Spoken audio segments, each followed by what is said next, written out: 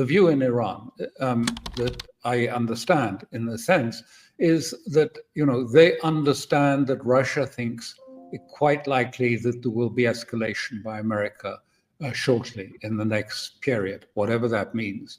And that escalation, that the difficulties of escalating against Russia, because I say this is not that sort of inventory or that sort of capability anymore, and Russia is winning, obviously, on the fronts, that then they may turn to Iran, which is why Iran is busy, flat out preparing for another possible conflict in the near future.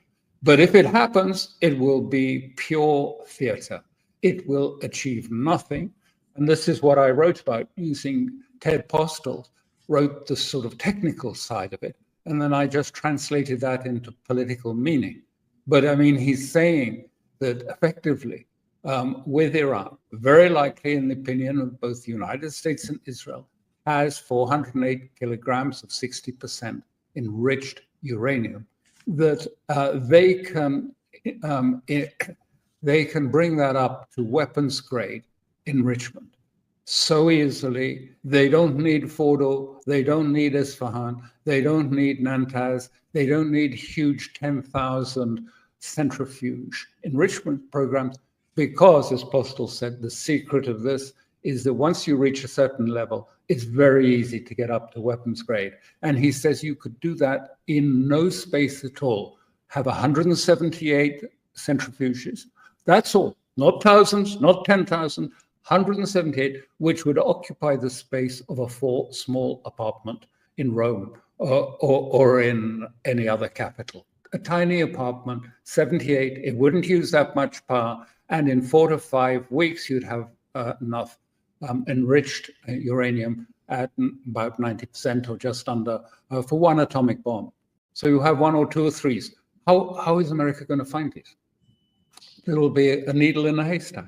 Do they need to, well, the Americans claim that the Iranians would need to test the device, and that would set off seismic registers. Is that true? No, that's another shibboleth, because Postel exposes that. Look, it's not me. Postel is, the foremost technical person, but He doesn't do politics about it. But I'm saying what he says. And he says, no, all it would take to do a bomb, you need about 18 kilograms of highly enriched uranium, probably hexafluoride form, and uranium-238. That would take about 4 weeks to achieve that. Then you turn it into uranium metal. You could do that in a facility of only about 150 square meters, i.e., just a tiny, bigger than a garage perhaps, but that's all. And then he said, you've just got the components. So you need, if you like, about 18 kilos of uranium metal and a reflector to concentrate the explosion. And you assembled it. And he said, it's not high tech. This is garden shed stuff. It's very easy.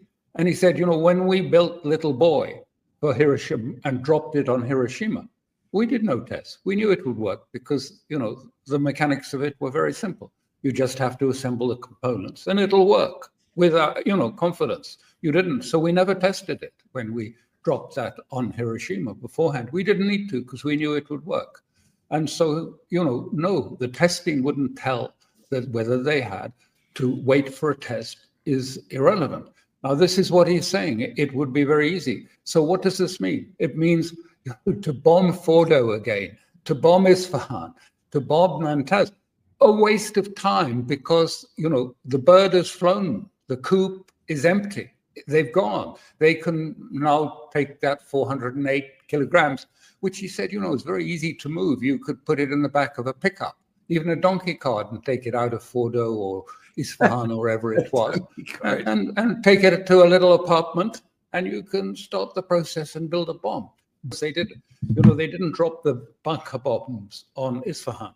They only used Tomahawk missiles to close the entrances because it's so deep. They knew they couldn't get to them. But they've opened one in a week. They have excavators and bulldozers in Iran, surprisingly, and they can open these tunnels and go in again. And so he says, there would be no point to this, but but nonetheless, it can be presented as a great victory, headline busting stuff. We've done it. We've really sealed it off. Now we've put it back for decades or more. And of course, well, this would be untrue.